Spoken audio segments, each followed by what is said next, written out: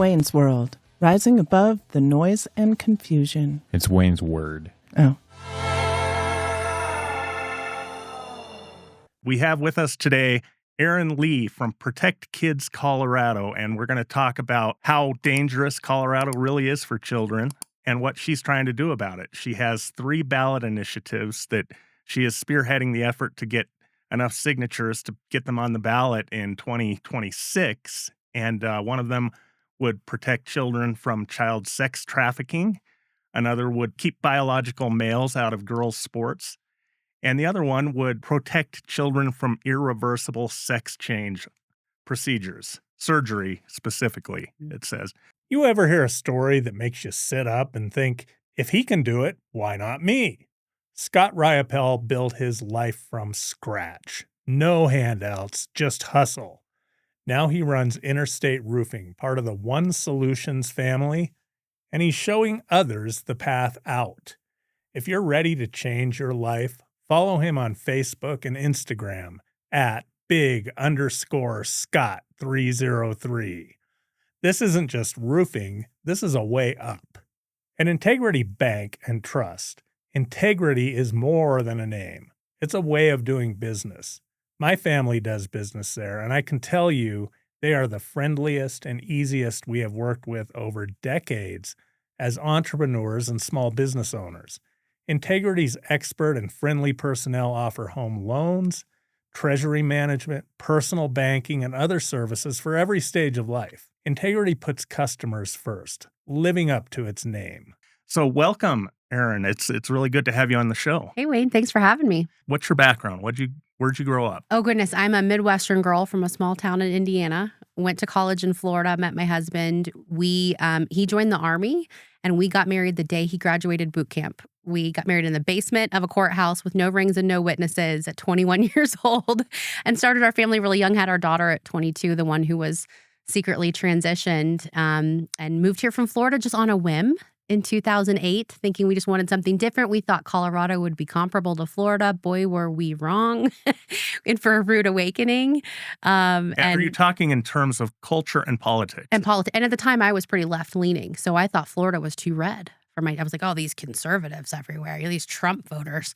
That was part of our motivation for moving here. And people are like, why did you move here? I didn't understand it at the time. I now very much feel like the Lord has us here for this purpose and this time, and we will stay in Colorado. I want to know why this is important to you. What in your personal background? And then I'm going to talk a little bit about how dangerous Colorado really is for children. But I want to hear what your experience may have been that would have led you to do this as a volunteer. Yeah, it's very personal for me. I was kind of your average sleepwalking, leftist voting, overly trusting millennial parent until 2021.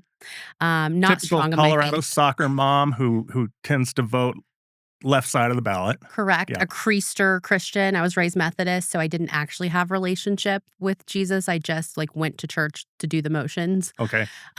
So faithless, leftist. Yep, typical Colorado mom. And I sent my 12-year-old daughter off to school like any regular day. It was 2021, so it was the height of COVID. Lockdowns, they were, mass and Was distance. this in Colorado? In Wellington, Colorado. Yep. Okay, Wellington. So public school system in Wellington, Colorado. Right, which is a very conservative little 10,000 person horse town. We sent her off to school, and it was COVID. So she was isolated. She was vulnerable. They had her distance and mask for a whole year. She's a shy kid. Her art teacher asked her to stay after school for an art club. She gets there. It's actually GSA, or Gender and Sexuality Awareness Club. And the teacher has brought in this outside organization called Skittles for kids 2 to 11 and Splash for 12 to 28 to talk about gender and sex. And this was sold to her as an art club. And of course, Right. You as a mom, if your daughter wants to go to an art club, why not? I welcomed it. She was, and we had just moved from Florida, I should add. So she was new to town, new to school, didn't have any connections. Oh, I jumped at the opportunity for her to go to art club. And she was approached unsolicited during the last period of the day by her art teacher. And she really thought that's what she was doing. And when she got there, they told her if you're not completely comfortable in your body or in your biological sex, that means you're transgender. And of course, she adopted that label. What 12-year-old girl is comfortable in their body? I mean, what 40-year-old woman Exactly. is comfortable in her body all the time? And she was glitter bombed, celebrated. Oh, we're so proud of you. You're so brave. This is so important. They talked about sexual attraction. Who are you sexually attracted to? When she didn't know, they said that means you're queer. And they gave her swag for her new labels, flags and stickers and bracelets to correspond with these new identities. So now she's queer and trans. They talked about explicit concepts like polyamory. They connected her to these organizations online via Discord and WhatsApp. So I had no idea she was talking to these predators behind my back. And they told her repeatedly, your parents might not be safe. It's okay to keep this meeting and your identity a secret. Okay, so this is not an art class at all. No. Do they even do any art? None. Well, they did the genderbread person activity, which Okay, is you could maybe, maybe that's art. maybe. Genderbread. Yeah, it has them map their plot from male to female and who they're attracted to from male to female. It talks about sexual attraction in the activity. Straight up fraud. Yes, straight up fraud. How long did it take before your daughter told you about this? So she came home and told us immediately. Okay. She kind of, again, she was glitter bombed and she was celebrated. And I think she thought she would come home and have the same reaction from her parents. She broke the rule because we had a great relationship. Don't tell your parents. She did tell us. And that was not our reaction. Obviously, we were just totally caught off guard by it. She had showed no signs of discomfort in her body and her sex prior to that. She was just a vulnerable, pubescent girl and was uncomfortable in her body. And they offered her this Band-Aid. Like, we can make your puberty discomfort go away if you're just trans. You take these hormone blockers and you don't have to go through this. We'll solve everything. We'll solve everything for you. And you don't have to tell your parents about it.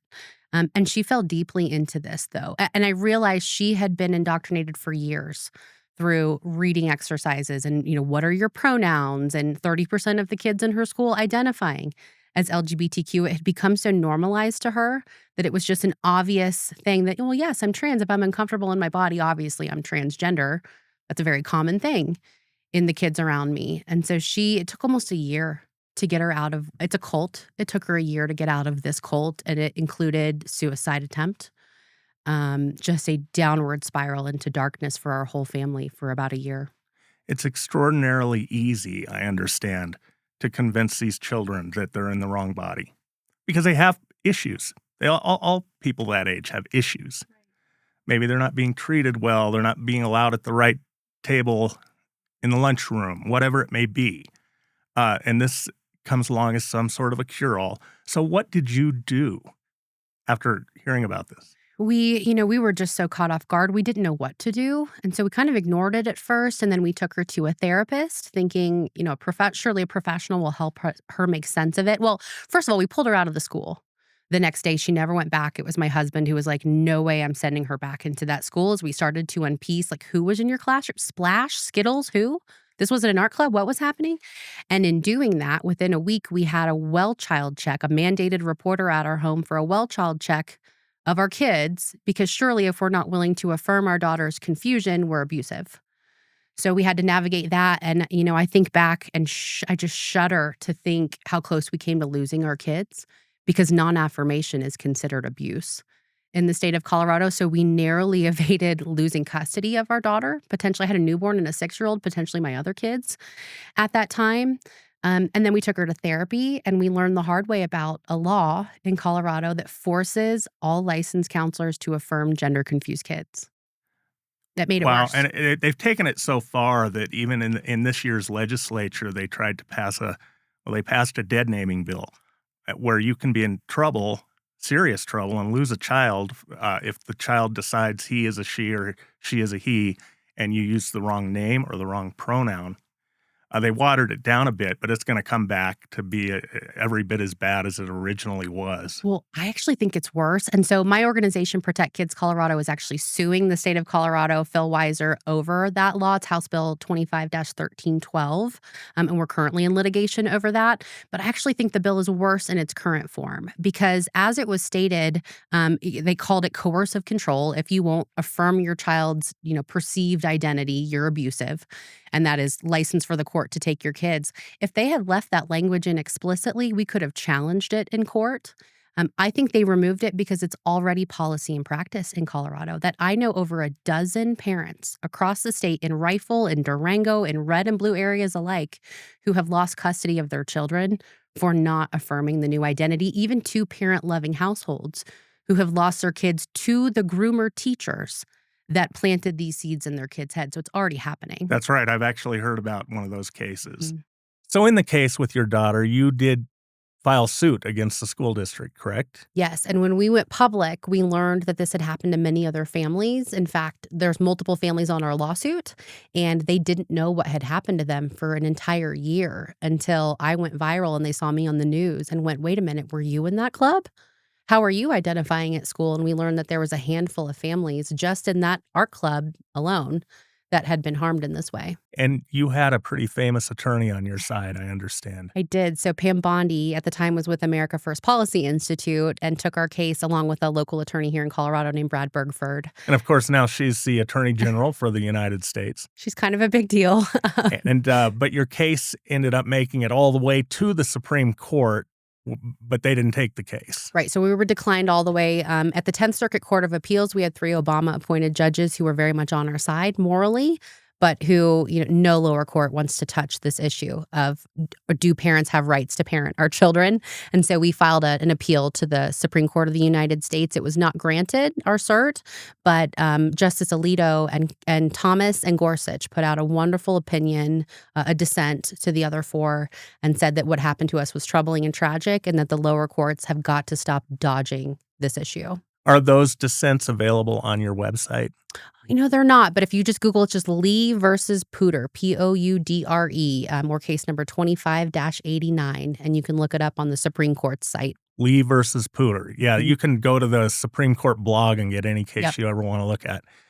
And you think that they might take up another case at some point? I do. I think the technicality that they declined us on was that my daughter was never put on a formal transition plan, which a lot of kids are, where they, change the names and bathroom and overnight rooms formally. Ours was all done under the radar. But there are 2 cases, Foote versus Ludlow and Littlejohn versus Leon, that in the next 2 months will probably be taken up. It'll be interesting to see how those turn out. And when they win, we win. Yes. We had Dr. Travis Morell in here. I think you know him. Yes, I love him. Yeah, he's a doctor who now works out in Grand Junction on the Western Slope.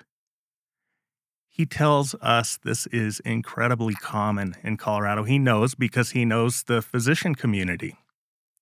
And he knows people who conduct these surgeries. And there's a huge profit motive to conduct surgeries or what we call chemical castration, where you block a child from going through puberty after the child has been indoctrinated by a teacher, maybe an art teacher, whatever the case may be. Then they never get to go through puberty, ever. Once it's blocked, it's blocked. And that is an incredibly important part of human development is puberty. I have 6 children. I've seen them go through puberty.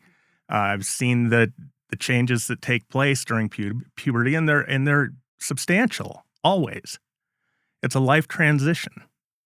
So they make this decision before they go through puberty. Not only are they too young to make decisions such as getting tattoos, let alone having parts of your body chopped off. Not only are they too young to make those decisions, but they'll never get to that place of development where they could make a more adult, a more developed decision.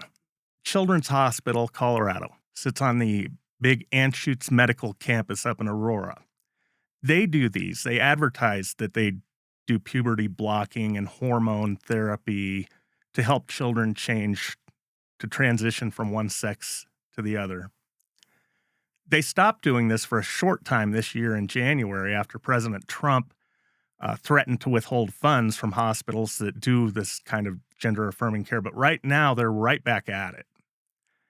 So they have a federal judge's temporary restraining order, and under that, they are they continue to do this. Yeah. Phil Weiser joined on with Washington, Oregon, and Minnesota and filed the first lawsuit against the Trump administration for the right to keep mutilating children. And as soon as he did that, they immediately reversed course. And now they're under investigation by the Attorney General, the Department of Justice, and the FBI for this child mutilation, the surgical mutilation. Even Children's is under investigation. Children's for this. Colorado is under investigation for this. Okay, because they claim that they don't do surgeries, but they do the chemical stuff. Travis Morell, Dr. Morell, doesn't know for certain, but he suspects they do surgical procedures. And he knows that these surgical procedures are fairly common throughout Colorado. And they're irreversible. And we had a detransitioner in here who talked to us about how much she was conceived as a she and then became a he, and now as a young adult is transitioning back, and how much she regrets having done that. And I think we're seeing a lot more of this as this becomes such a trend. I call it the classroom to clinic pipeline. You know, they get your kid in the classroom like they did my daughter. They teach them about these puberty blockers. They exclude the parents. They glamorize the whole thing. That's where it starts. And the end goal is to medicalize these kids, is to chemically and surgically mutilate them. Well, in the public school system, through the teachers union primarily, Colorado Education Association, and the national overarching organization, the big teachers unions, it doesn't matter which one. They are constantly trying to divide parents from children. They would prefer to control the children as opposed to we saw that when parents were showing up at school board meetings and being hauled out as if they were criminals for speaking out about what the school was indoctrinating into their kids. We've all seen that in the news. This is a perfect way to cause derision in a family because my teacher agrees with me. She told me I was conceived into the wrong, but they'll say born into the wrong body, but assigned at birth, but it's actually assigned at conception. And she understands me, or he understands me, this loving teacher, and my parents, they're not going along with this. And so all of a sudden you have a very divided family. And then, as you said, the state can come in and simply take the child. Yeah. You know, I went through a lot of guilt when this happened with my daughter for teaching my kids to trust authority, for instilling in my kids that when you're at school, you listen to your teacher, what they say goes, you can trust them. You know, they paint themselves as trusted adults. What a horrific term that's just been completely manipulated. Trusted adults. No one can self-identify as trusted to someone else's child. But I went through a lot of guilt for teaching my daughter, you know, instilling those values in her, and then it ultimately being used against her being manipulated. And we did sue our school district. We fought this out all the way to the Supreme Court, that our parental rights to control the upbringing of our children had been completely violated and usurped by the school district. Yes. I want to get on to talk about these ballot measures, but first I want to talk a little bit about why I think this is such a good direction for Colorado to go, for your organization. I'm glad you're doing this because Colorado, I insist, and I'm kind of an expert as a parent. I have 6 successful young men to show for it. My wife and I do, and they're all doing very well as young adults. And we still have one teenager, but the rest are all young adults, and they're doing phenomenally well. So we did something right. They're all in good careers. They are on career tracks. They're getting married and having children, and they're enjoying the American dream. So I kind of know what I'm talking about when it comes to child welfare. Now, in Colorado, we have sanctuary laws that allow anybody to flood in here from any country. We don't need to know where they're from. And so in the past couple of years, over about 2 or 3 years, we've seen nearly 50,000 illegal immigrants flood into Denver. They get off buses, and then they start spreading throughout Colorado. This is dangerous to children in terms of human trafficking. So in Colorado, between 2023 and 2024, this is data that comes from the Federal Housing and Urban Development, there has been a 134% spike in child homelessness that is directly tied by HUD to the migrant surges. So we have children, we're going to just let anyone into the state because we're so caring and we want to we want to help families and we want to. No, we're helping child traffickers. The Colorado House of Representatives tried to address this. Republicans in the House tried to address this with House Bill 24-1092. So this is last year. And the year before, they ran it twice. And this aimed to increase penalties for adults who pay to have sex with minors. I mean, how could you possibly vote against something?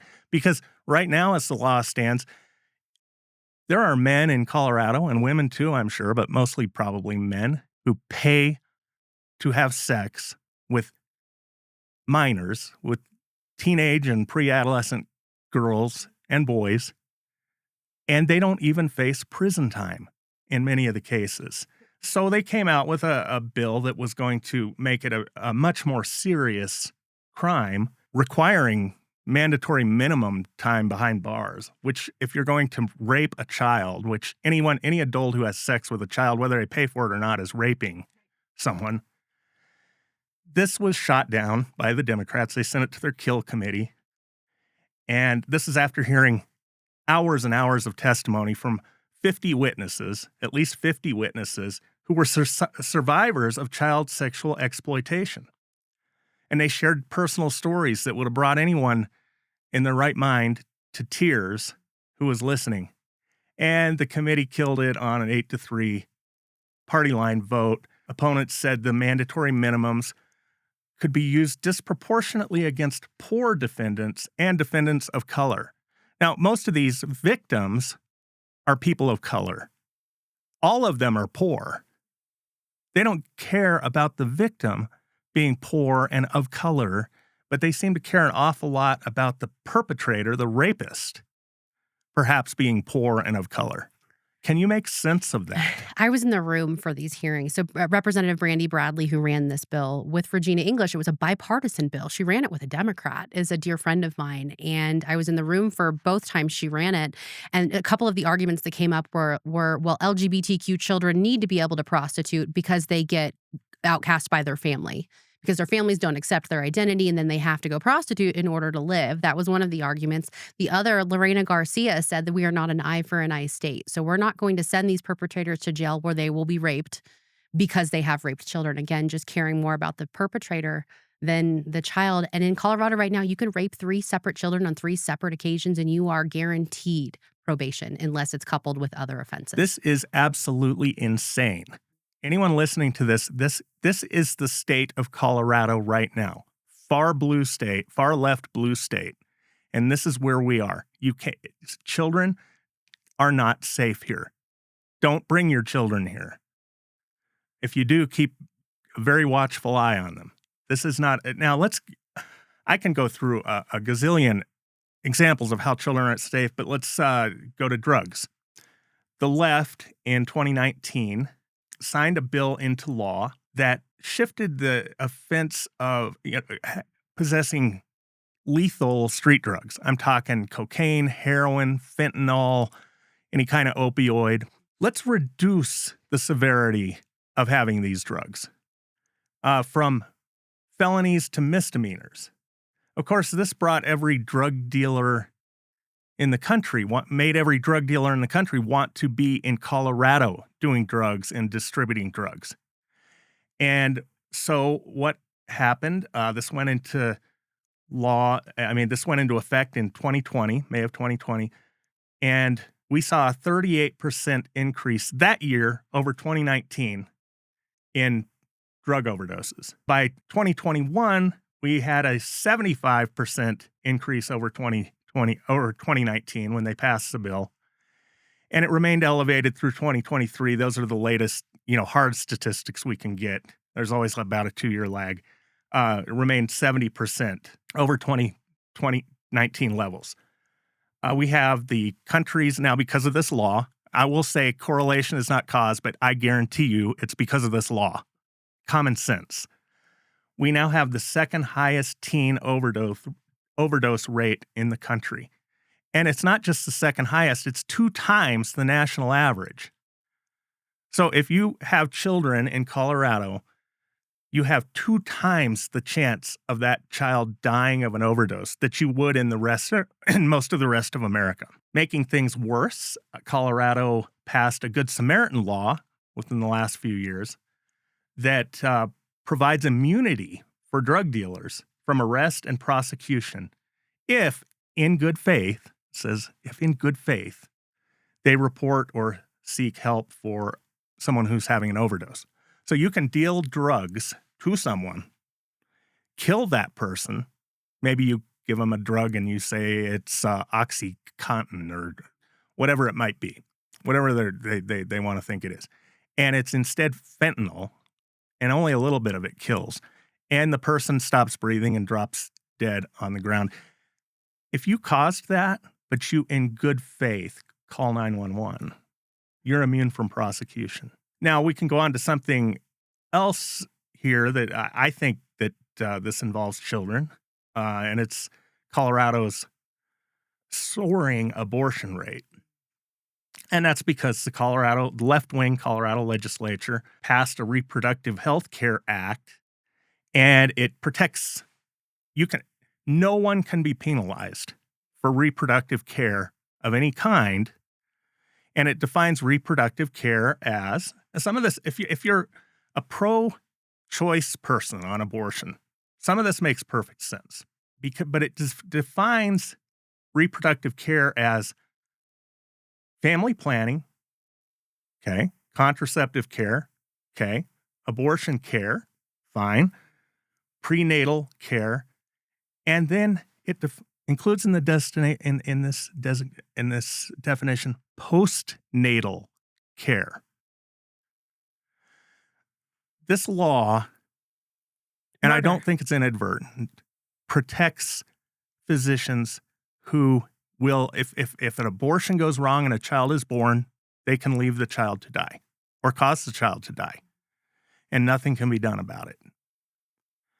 If a mother just simply has a baby at home and decides the baby should die, nothing can be done about it. That's postnatal care. It's reproductive care. And taxpayer funded, right? They passed a bill this session as well to make sure that not only can you abort your child after it's born, can you murder them? It's taxpayer funded. Exactly. Every part of an abortion is taxpayer funded. You don't have to pay for a ride to the abortion clinic. And Colorado is the left controlling party, and the left controls every statewide office. They have solid majorities in the House and the Senate, and they have most of the congressional seats. They are proud of this, and they want Colorado to be an abortion tourism state. And they've achieved that because it's anything goes. It's like we're being run by a death cult. And I should also point out that within these abortion bills, they slip in the transgender agenda.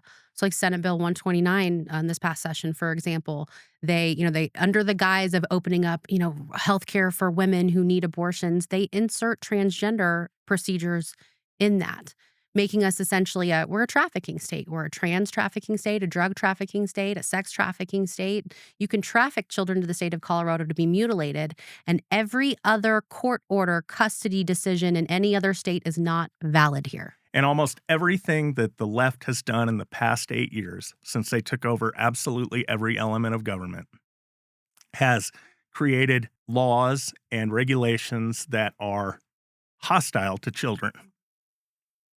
I mean, again, the sanctuary laws are a perfect example of that. If you're going to traffic children from a foreign country, little minority children from a foreign country to be raped, bring them to Colorado because nobody's going to ask any questions. Untouchable. First of all, they'll welcome you into the state. The law enforcement may not, by state law and a lot of municipal laws, may not cooperate with ICE, with the federal immigration authorities.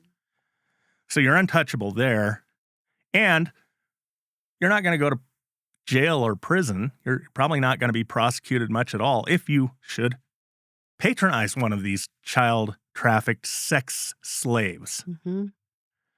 And your living costs are covered while you're here by the taxpayers. Everything's covered. We're all paying for them. Yeah. It's beyond believable. I'm afraid that people listening to this or watching this or listening to it are not going to believe this.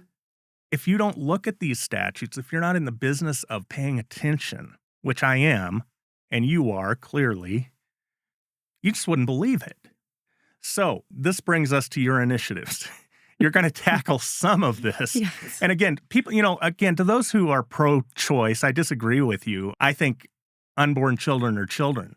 But what we just said about Colorado's abortion law, you can't dispute that we're dealing with children. A postnatal fetus is a child by anybody's definition. And they're not protected in Colorado. It's beyond belief. So let's talk about Initiative 108. This is to protect children from sex trafficking. It would impose a penalty of life in prison without parole for the buying or selling of a minor for sex. That seems perfectly reasonable to me. If we value children, and any child who has been raped will tell you it harms them for the rest of their lives. Many of them end up committing suicide. Many of them have hectic, chaotic, dysfunctional lives for the rest of their lives. And it's pretty much a slap on the hand here in Colorado. So tell me about this initiative. Yeah, well, as we talked about, the laws that we tried to pass through the legislature that would make stricter penalties were shot down. And so it's pretty straightforward. In fact, our polling groups, as we were looking into the language, were crossing out life in prison and writing in death penalty. So it really is like a 90-10 issue, maybe even higher. Most people agree if you buy or sell a child, you should be punished for that. But some pushback that we've gotten from the bleeding heart side is, well, what about rehabilitation? They deserve a second chance. Well, as you said, the child doesn't get a second chance. Child doesn't get a second chance. Their life is ruined. They don't get another try. Why would the perpetrator get a second chance? Our goal is to deter this from ever happening. If you rape a child, you are a monster. Yeah. You are a bad person. You don't need to be you probably can't be rehabilitated. Well, rehabilitate in prison. Find Jesus and live a better life there. A better life in prison. We don't trust you out here with our children. No. Ruin perfectly innocent children who otherwise could have perfectly extraordinary lives. But for a moment of pleasure, you ruin a life. And I can't believe we have to go to the electorate for this. But you're not having trouble. Are you having trouble collecting signatures? Do people support this? All of our initiatives, people just are jumping at the opportunity and grateful to sign them from every side of the political and faith spectrum. These are really common sense. So we've elected this left-wing legislature, but I think it's far more left than the people of Colorado, which is what you're finding on the street. Right. And part of that is that the Democratic machine has found that they don't really need to elect people anymore. They get people to resign early, and then they have appointment committees, and they tend to find radical leftists to fill positions in the House and the Senate. And they count on the people of Colorado not paying attention. Again, most people don't have time to look at all the laws that are being passed. People do not know and they wouldn't believe them even if they saw them. And the legislature, they count on that. The powers that be know that. And that's how they get away with it. People just aren't paying attention. They're not paying attention. Now, let me talk, before we move on to the other initiatives. You described yourself as sort of a liberal, left-leaning soccer mom. That soccer mom is, that's just a phrase here in Colorado. Everybody thinks soccer moms. I do drive an SUV, so that's fair. Okay, SUV, or it used to be the minivan. Yep. And soccer moms sort of rule the world in Colorado, probably in a lot of other blue states as well. Why were you left of center? Why were you in a different place than you are now back then, before this awful thing happened to your child? Yeah, part of it was my lack of faith at the time. I was not grounded. But, I went to school to be a school teacher. I went to higher ed in South Florida in the early 2000s, and I was indoctrinated myself.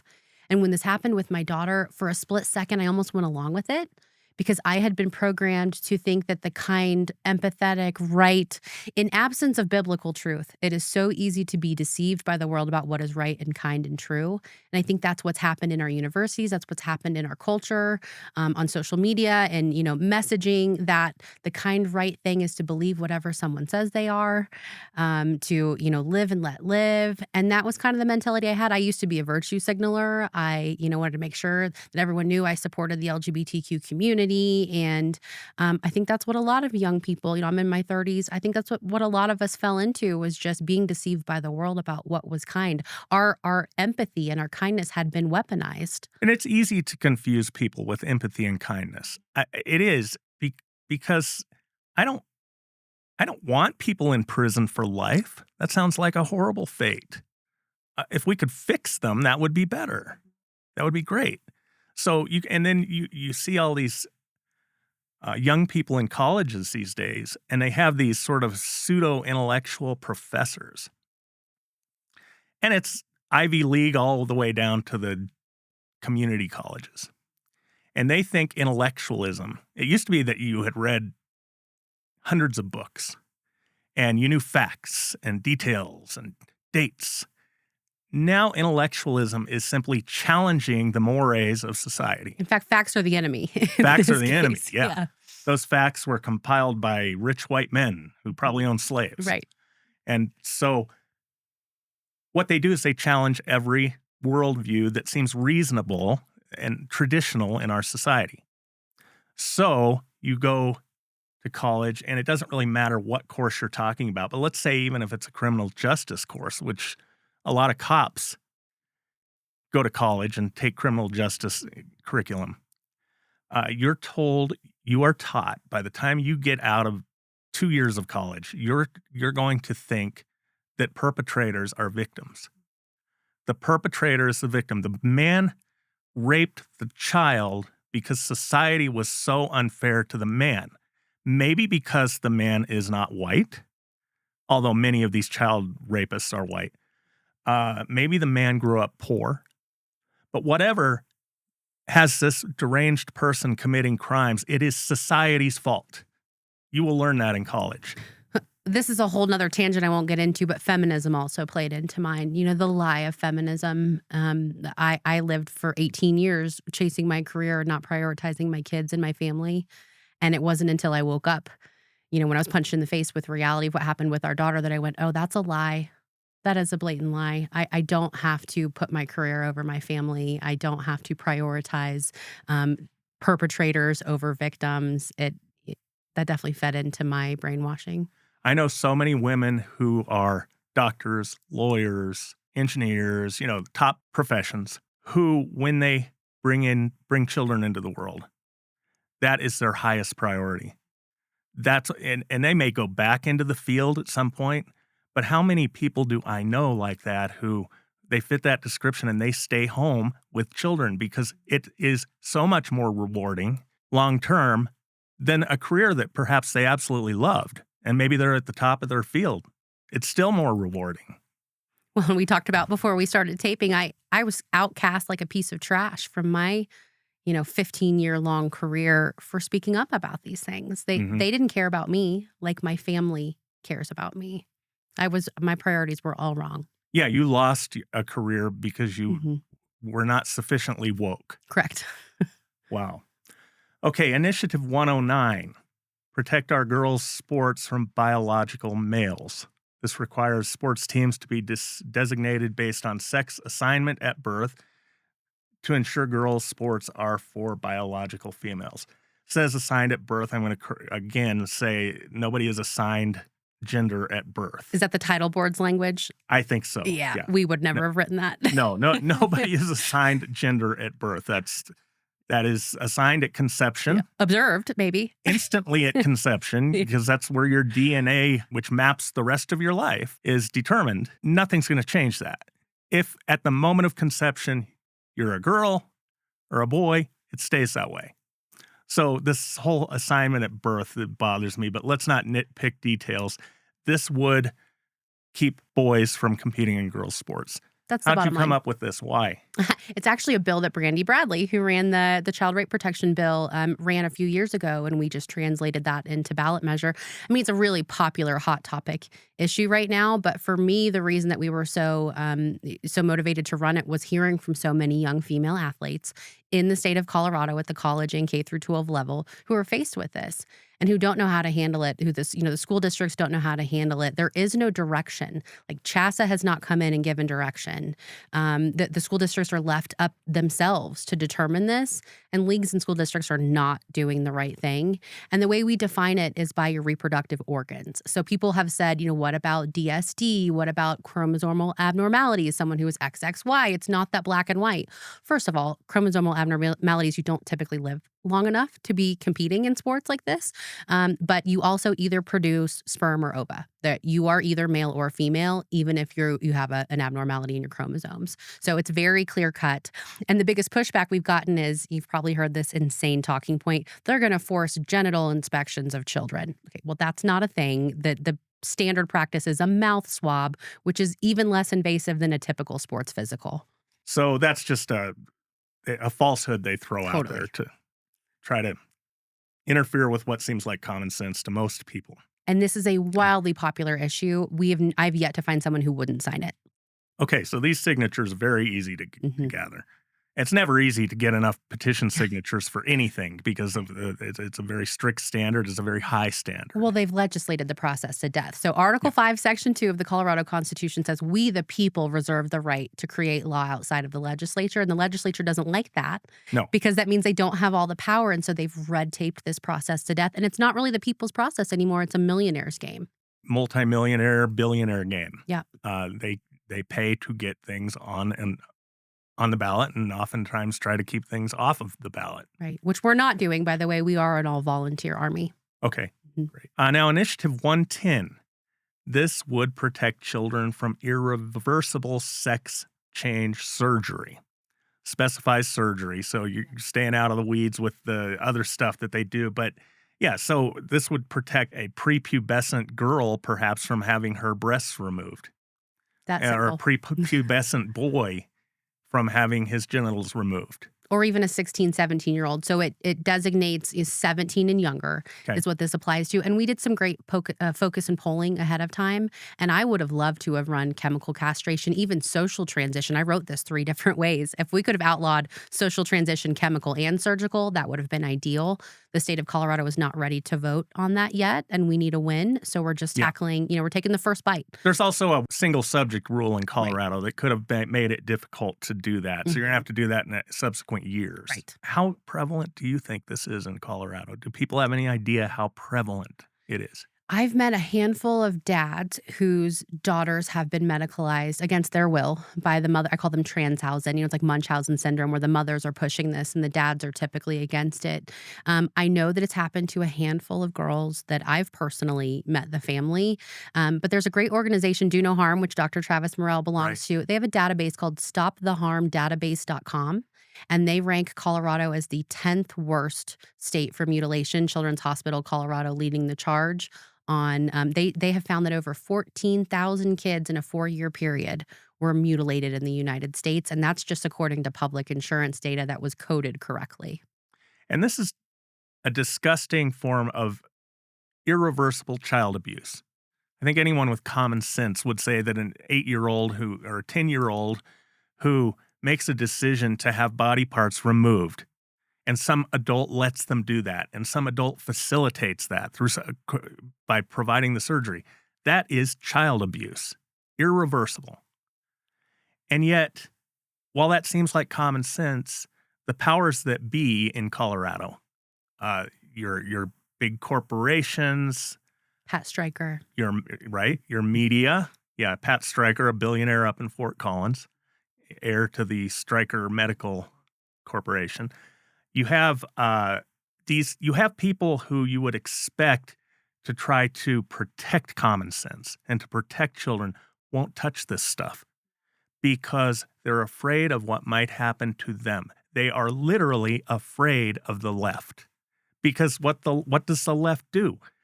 The left, when they get upset, they burn things. They break windows. They dox people. They ruin careers. They go personally after anyone who tries to do something they don't like. I can attest to that personally. I've lost every earthly thing, relationships, my job, my safety, my privacy. So what?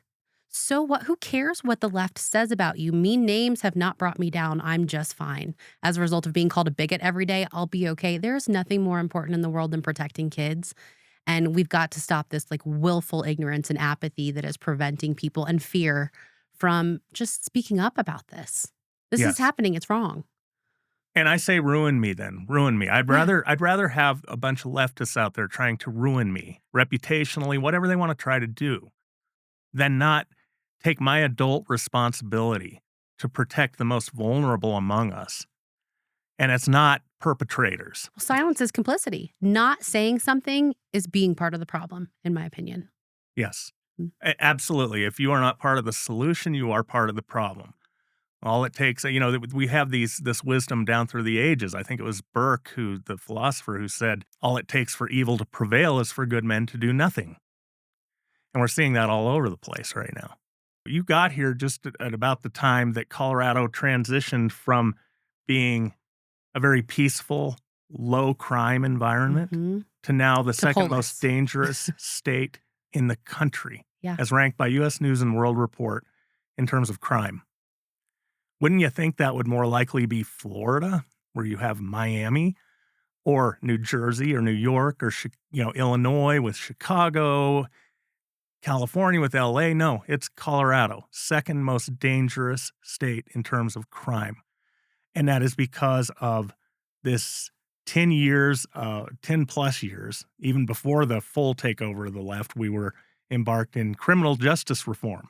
And that's just a way to say we're going to go light on, we're going to view the perpetrators as victims of society, and not give them serious consequences, even for raping children. Right. And now that with this mental competency law, if they claim insanity, then we just let them out. That's right. We just let them out. That's a new law that has deadly people, killers, murderers, who have killed people, roaming free, because all their lawyer has to do is get a psychiatrist to say that they're not mentally competent.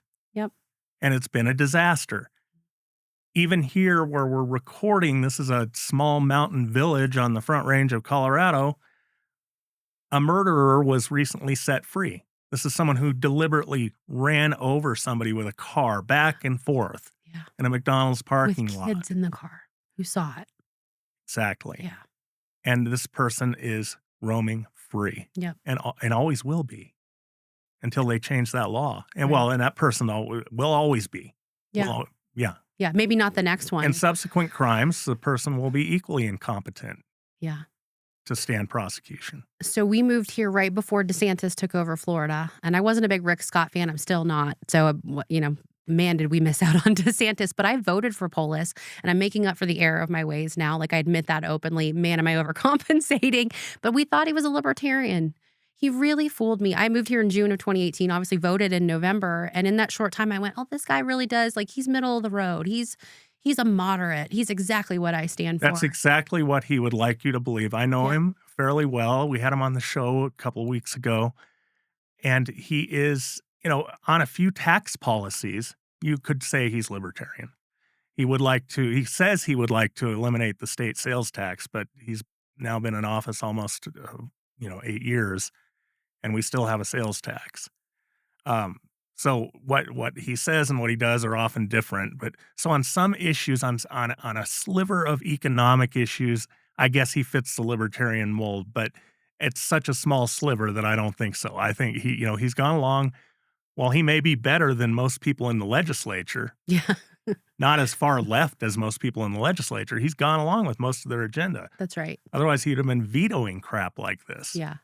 Even on these insane, unconstitutional social laws that have been passed. I mean, I have on our website at Protect Kids Colorado a list of about 20 laws that have been passed just since I've moved here that affect children, like law after law after law that are so blatantly unconstitutional, like that 1312 that forces you and I to call a man a woman, even if, it's against our beliefs, it's against reality. Or you simply forget. I mean, look, my mother had a grandchild. She had many, many grandchildren. She died recently. But one of her grandchildren was a transitioner, changed her name and everything. And it wasn't through any malicious intent. It's just that for almost 20 years, she'd been calling this child by one name, and now the name was changed. She was old and confused by this. There's nothing in that law that would give you an out simply because you made a mistake. It's just yeah. And think Anyway, about these kids. I'm sorry, but translate that to the classroom. And where I am in the Poudre School District in Fort Collins area, it's actually it's a punishable offense if you misgender one of your fellow students. So if you've gone to school with someone their whole life as a boy and suddenly they're a girl and you slip up, that's punishable by expulsion. Like, I can't imagine the mental gymnastics these kids have to go through, especially the ones who are one thing at school and something else at home. It's horrifying to think that we've put this on kids. absolute insanity. And that's merely to help with this agenda to divide families, confuse children, and profit the sex change industry. And the teachers' unions and the schools are advocating this. And so they're going to do anything they can to, this law simply helps facilitate that. It's a perfect law for someone who wants to groom or transition a child for whatever reason they may have. That's a great law. And in most cases, they're successful at separating the families, at destroying the children. My family is a rare exception that we got our daughter off of this conveyor belt. We got her out of the cult within a year, and she asked us to speak up to help other people. That's why I've been so vocal. But what I'm learning is I've now connected with thousands of families across the country is that 99% of the time they are not so lucky. Their kids, it's a cult. They buy in. They mutilate themselves. They separate from their families. There's this big go no contact. Don't talk to your parents who aren't supporting your transition. And 99% of the time, they're successful at destroying and separating these families. We're a rare exception to that. How old is your daughter today? She's 16 now. How's she doing? She's great. Did that cause any permanent damage to her? We're so lucky that it didn't. It's still in the back of her mind, like trust issues. Like she trusted these people and they hurt her, but she's completely healed from it. She's what we call a desister, where she came out on the other side and did not medicalize her body. She's always been a really precocious, we call her Grandma Spock. She's always been a very smart, emotionally intelligent kid. And so she is more resilient than I think a lot of them, and didn't have past trauma. A lot of them are autistic or they are sexual abuse survivors. And she's lucky she didn't have those comorbidities to reckon with. She was just able to become comfortable in her sex. She's got a job and a boyfriend and a driver's license, and she's thriving. Well, praise God that she and your family dodged where that could have gone. Well, thank you very much for joining me today. I really appreciate it. It's been great to visit with you. Anything more you wanted to add before we conclude so you can get back on your journey up north?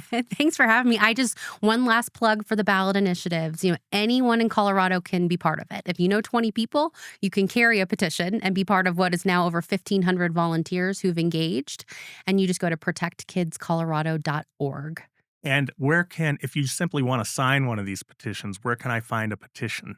Yep. So on that website, we have an events tab where we post a lot of our events. A lot of people just, seize last minute opportunities. So we have volunteers in all 64 counties, but it's just protectkidscolorado.org/events. Sign these petitions, find them, sign them, and if you have time, help circulate them. Let's restore some level of sanity to Colorado and make our state a bit less hostile to children, those who were born and brought up here or those who've been trafficked in. Let's make this a better state. I know, Erin, that you are working on that, and thank you so much. I can't tell you how much I and many, many others appreciate what you're doing. Thanks for having me.